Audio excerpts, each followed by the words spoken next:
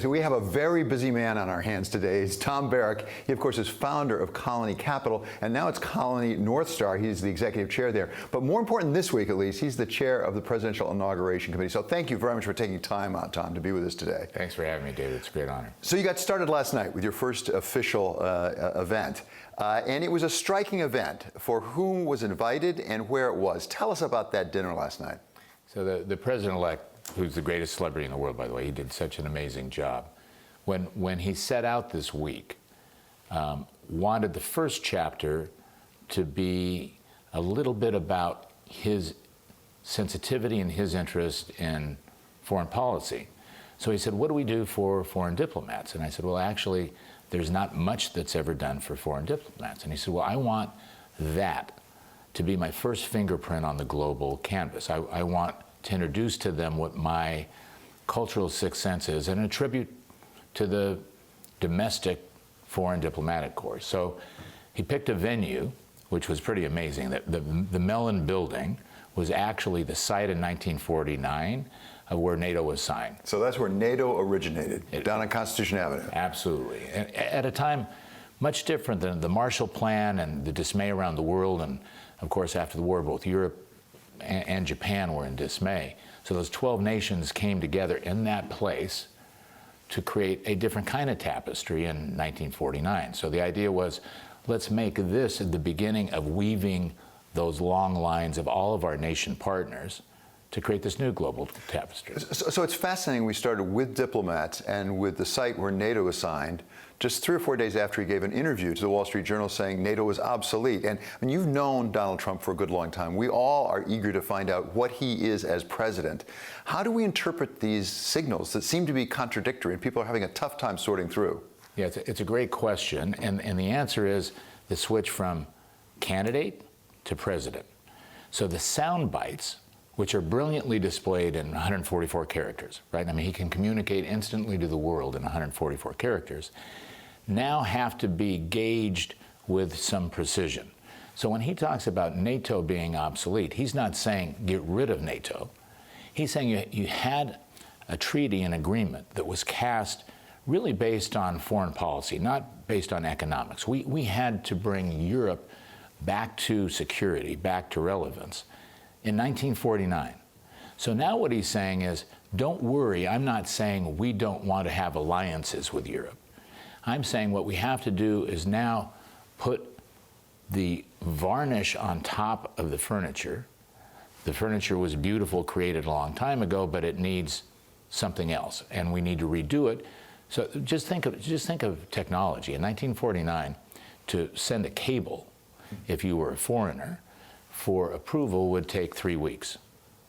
Now you tweet, it's there in an instant. It's around the world in an instant.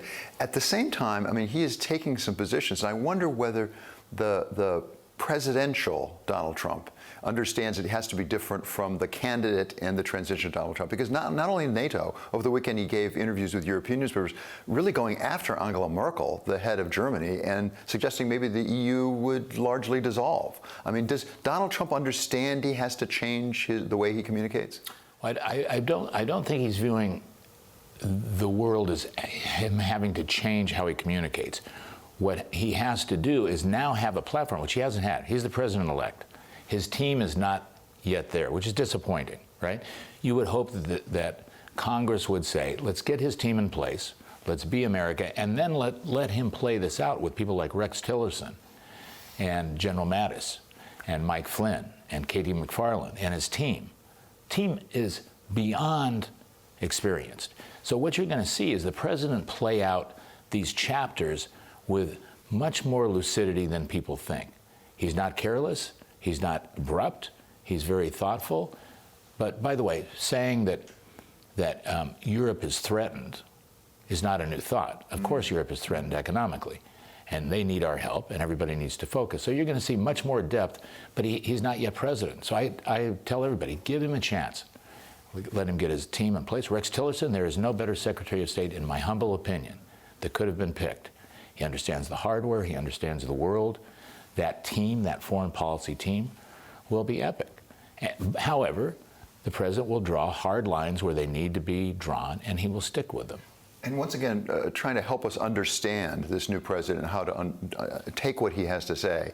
We have Rex Tillerson today. We got Wilbur Ross is up for confirmation. His hearings begin just today. Should we increasingly listen to the Rex Tillersons of this world, the Wilbur Rosses of this world, the Steve Mnuchins of this world? Will Donald Trump himself take a step back in his communication and let some of his cabinet officers speak for him? Yeah, I mean, I think what you're going to do is see Donald Trump take a step forward and saying, look, I'll help you create the architecture of a vision and a structure, which, by the way, the 535 congressional and senatorial partners will help, right? We don't have a dictatorship. So the vice president-elect is one of the best conciliators known to mankind. So this partnership of saying what is doable, what is practical, what is needed, what is my economic plan for the first 100 days will be specific. And he will delegate responsibility and accountability to his team, 100%. He is first and foremost a businessman. That's how he came to his position. What are his expectations for success in that first 100 days? How will he measure himself? We all have to have metrics in order to manage. How will he manage him? How will he measure himself? Well, look, my opinion, just as a friend, and you have to ask him how he measure himself. But he's a lock and load person. He doesn't confuse efforts with results. So he sits down and has a yellow pad and says, these are the things that I'm going to accomplish in partnership with a congressional environment that has to come on side, knowing that also that what he has to do is win constituencies who are doubtful. So he realizes that, just like the foreign expectations. But the man is brilliant. So what he did last night, the foreign community had no idea who this man is. I can tell you for sure, last night the cables were flying, saying this president-elect is so much better, so much more thoughtful, so much more culturally adept than anybody thought. And is the first president in recent history who's reached out in that way as a tribute to his foreign policy. It's brilliant. It's a very soft, sensitive move. You're going to see that across every level. And then you're going to see Rex Tillerson and Wilbur Ross and Steve Mnuchin and Michael Flynn and every one of the secretary designees. Tom Price is taking heat. Well, everybody takes heat in the transition process. When that microscope goes on every tiny detail of what your life has been, and all these men and women have been living a life that wasn't based on saying I'm going to go into a political structure at some point in time. These are all outsiders that have been using the hardware. And there's not inappropriateness. It's under that microscope, everything is examined with a different light. They are going to be the most formidable group of people to come to Washington because they have to work that bureaucracy. And that's where the frustration lies. Is you can have a great vision, you can have a great idea, and then you come to Washington and they smile and say, oh yeah? You want to see how quickly you're going to get that through? That's right. But first you have inauguration to put on. So good luck with Friday. You have a very busy few days. It's really good of you to spend time with us. Tom Barrack.